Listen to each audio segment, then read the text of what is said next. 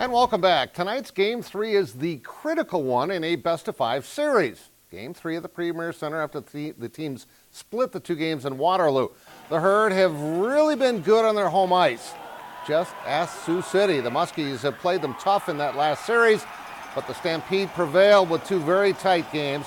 There's just something about the team's confidence on their home ice. Yeah, you know, that's interesting. I think it's just we are comfortable being at home. We're comfortable, sleeping in our own beds. Come to the rink, we've got a certain confidence level. I think our fan base really helps. It's able to turn some momentum swings and to be there, and they've been supportive all year. And it just happens to be one of those years that works out the way it does.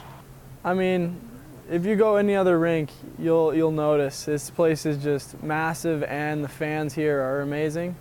Just to be able to play in front of these people here it's all the motivation you need. And the Herd have been really tough to beat on their home ice.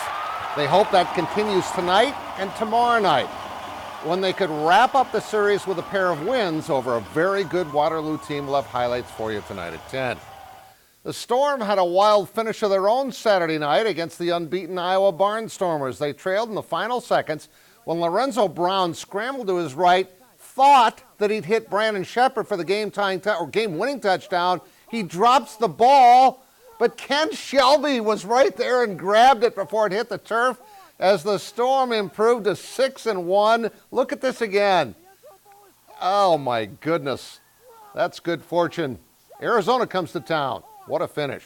But we'll take it. I was just reflecting on that a little bit ago and thinking about last two times we played them.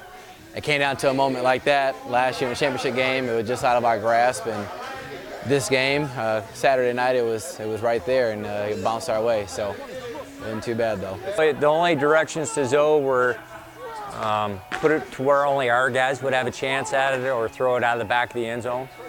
And I think that was the intent, to give Brandon a chance to go up and get it. Brandon just, for whatever reason, couldn't hang on to it, brought it down, and thankfully Kent Shelby was right there. What a finish.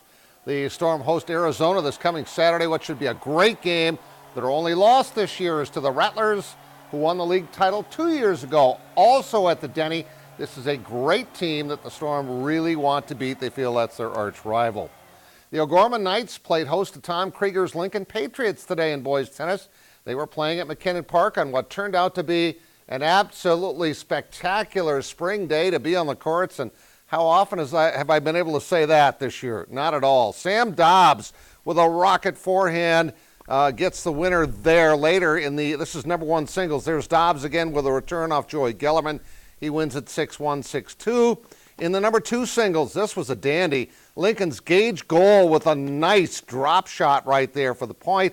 Later on in the match, though, O'Gorman's Will McDowell with a nice point for the win.